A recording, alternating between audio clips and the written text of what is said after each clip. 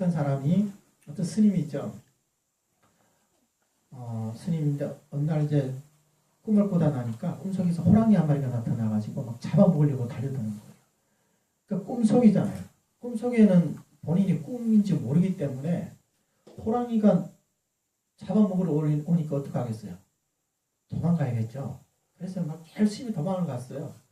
도망을 가다가 이 발이 어디 돌불에 탁 걸려가지고 이제 넘어지다가 그래서 꿈에서 이제 깨난 거예요. 꿈에서 깨니까 식은땀이 쫙 날 거 아니에요. 다행이야.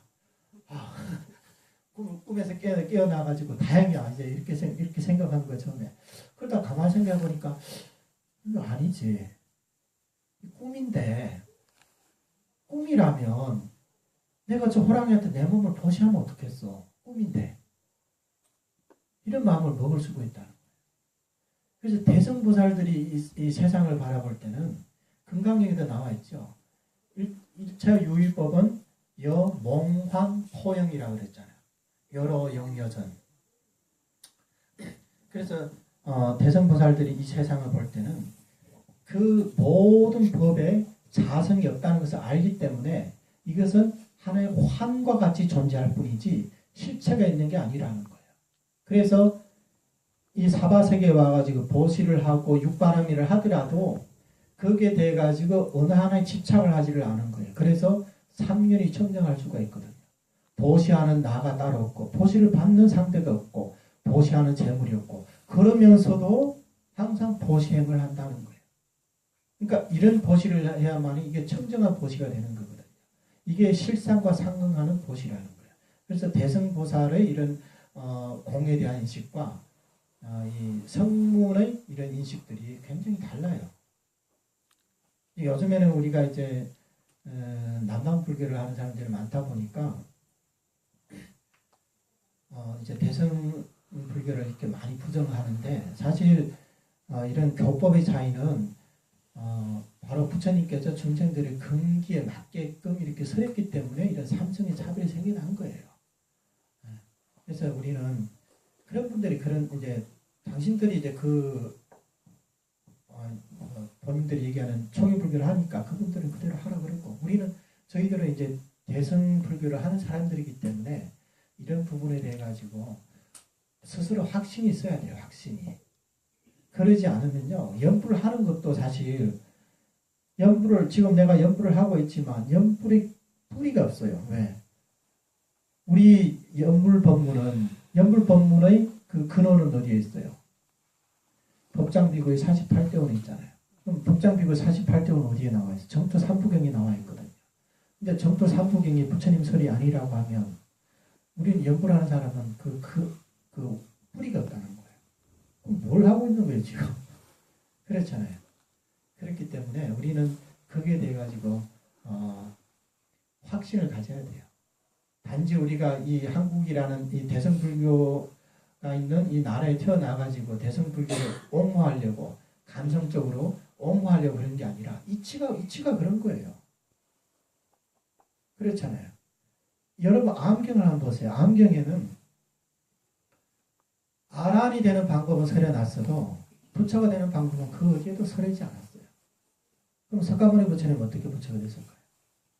이제 어떤 분들은 석가모니 부처님도 아란이다 이렇게 얘기를 하는데 초전 법륜경에 그렇게 나와 있거든요. 5 비구가 아란이 되고 나서 이 세상에 6명의 아란이 있게 됐다 이렇게 얘기를 하거든요. 근데 그것은 부처님 방편설이에요. 그러면 암경도 사실 암경에도 보면 부처님은 18불공법이 있다고 그랬어요. 신력 사무의 18불공법. 잡암경인가 거기에 보면 18불공법이라고 나와 있거든요. 그게 아란들이 없는 능력을 부처님을 갖추셨다는 거예요.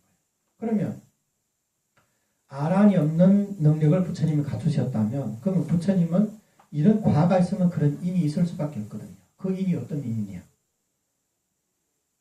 왜 똑같은 아란인데 부처님은 이런 18불공법이 있고 아란들은 그런 게 없냐? 반드시 그것을 18불공법을 성취할 수 있는 인이 있었을 거 아니에요. 그 인이 어디 있냐? 그게 바로 보살도라는 거예요. 그래서 부처님이 성불을 하셨기 때문에 삼성의 교법이 있게 되는 거예요. 뭐 여기까지만 하고, 그래서 여기 정정체물 반드시 멸도에 이른다, 열반에 이른다. 이게 이제 부처님의 이런 대열반이 이른다는 거예요. 그리고 다시 번복하는 어려움이 없다. 이 번복하는 어려움이 없다는 것은 어떤 얘기냐면, 이게 왕성론주에 나와 있는 내용인데, 단란대설 왕성론주에 나와 있는 얘기인데, 보살이 수행을 하다가 칠지보살이 되면 그 이제 공성을 증득하기 때문에 거기에서 이제 공한 가운데 위로는 구할 불도도 보이지를 않고 아래로는 구제할 중생도 보이지를 않는다는 거예요. 그래서 더 이상 석구를 해야 되겠다 이런 마음도 생겨나지도 않고 중생을 구제하겠다는 마음도 생겨나지 않는다는 거예요. 왜? 중생들도 다 공하기 때문에. 그래서 이때는 부처님께서 신통력으로 이런 보살 앞에 몸을 놔두셔가지고 이제 격려를 해준다는 거예요. 그래도 성불을 해야 된다. 그래서 중생 구제를 해야 된다. 이런 얘기를 해준다는 거예요. 그러면 다시 이제 이 사람이 이제 발심을 해가지고 이제 불과를 향해서 나아간다는 거예요. 근데 극락세계 가면 그런 어려움이 없다는 거예요. 다시 번복하는 그런 어려움이 없다는 거예요. 네. 부처님께서 항상 설법하고 계시니까. 그리고 통상적인 지의 행을 초월하여 바로 보현의 덕을 닦게 된다. 통상적인 지의 행을 초월한다는 것은 대승 보살의 수행 단계가 십신, 십주, 십행, 십회양, 십지 그리고 등각, 묘각 이렇게 나와 있거든요. 근데 극락왕생을 하게 되면 이렇게 수행을 해가지고 초지에서 2지, 3지, 4지, 5지, 6지 이렇게 점차적 단계적인 이런 단계를 밟지 않고 바로 보현보살의 덕을 닦게 됩니다. 보현보살의 덕이 뭐예요? 보현보살 10대 원광이라고 했죠. 보현 행문품이라고 했죠. 그것을 바로 닦을 수가 있다는 거예요. 보현보살이 어떤 경지냐? 등각보살의 경지거든요. 그래서 어떤 분들은 극락왕생하면 바로 팔지보살이 된다고 그러는데 사실은 극락왕생하면 짧은 시일 내에 바로 등각보살이 되는 거예요. 등각보살. 네. 그게 어떻게 되냐? 우리가 수행 공덕이 그렇게 많아서 되는 게 아니라 그것도 부처님의 원력에 의해서 된다는 거예요. 자, 그럼 봐요. 그러므로 횡으로 삼계를 초월하여 횡으로 삼계를 초월한다는 것은 번뇌를 끊지 않고도 윤회에서 벗어날 수 있다는 것입니다. 속히 성불하게 되며 널리 중생구제를 할 수 있는 것이다. 이것이 유명한 산문의 확실한 증거이다. 이로써 정토문에서 말하는 이 땅에서의 왕생 이게 18원이거든요. 우리가 연불하면 극락왕생 할 수 있다고 그랬죠. 부처님의 원력으로 이게 18원이거든요. 그리고 저 나라에서의 성불 이게 제 11원이거든요. 극락왕생한 사람은 반드시 성불한다 이렇게 얘기했기 때문에. 그리고 다시 돌아와서 중생구제를 함.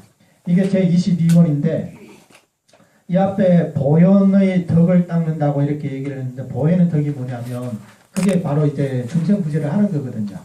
그래서 제 22원에 보면 극락세계 왕생하는 사람은 반드시 신속하게 일생보차가 된다. 근데 그 중에서 중생구제를 하고 싶은 마음이 이제 급한 사람들, 이런 사람들은 바로 사바세계에 오셔서 중생구제를 할 수가 있다는 거예요.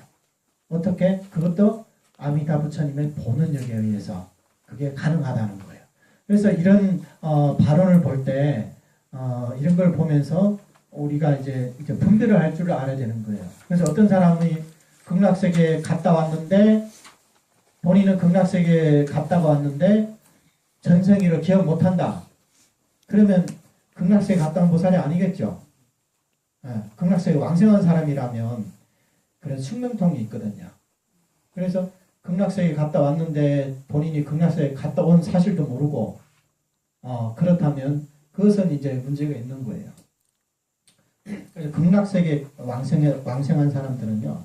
극락세계 갔다 중생구제하려고 다시 이 사바세계 온다. 절대 전생을 잊어버리지 않아요. 본인이 드러내지 않을 수는 있어도 절대 잊어버릴 수가 없다는 거예요. 그리고 이렇게 이렇게 여기서 말씀했듯이 자 보세요 여기 범부든 성인이든 원인이든 결과든 저 나라로 왕생하든 이것을 왕상회양이라고 이렇게 얘기를 하거든요. 이 세계로 다시 돌아오든 이것을 다시 돌아온다는 거예요. 그리고 자신을 이렇게 하든 타인을 이렇게 하든 모두 전적으로 아미타 열애의 본원력에 의지하는 것임을 분명히 드러내었다.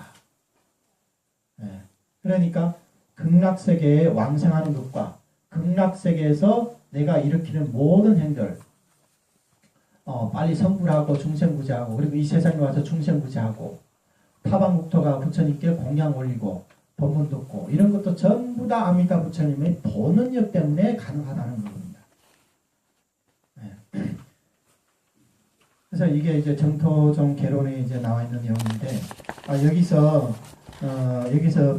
보면 아미타 부처님의 본원력에 입각한 것이다. 모든 것이 극락세계 왕생이든 성불이든 중생구제든 정토행자들이 왕생한 것은 전부 다 부처님의 본원력에 입각한 것이다. 그래서 우리가 이제 정토종 수행하는 사람들은 내가 퇴전할까 그게 두려워가지고 극락왕생해야 되겠다. 일단 극락세계 가면 퇴전하지 않으니까 그런 생각을 가지 말라는 거예요. 극락세계 가면 성불이든 중생구제든 다 성취할 수가 있기 때문에 극락왕생 자체가 이것이 단지 방편이 아니라 이것이 이제 원만한 가르침이라는 거예요. 그래서 우리는 극락왕생을 하나의 발판으로 삼으려고 하는 게 아니라 방편으로 삼으려는 게 아니라 극락왕생 자체가 우리의 성불이기 때문에 극락왕생이 방편이 아니라는 거예요. 이게 바로 진실이라는 거예요. 그래서 정토종 수행하는 사람은 이런 생각을 하셔야 되는 거예요. 이게 이제 본원력을 이제 입각해서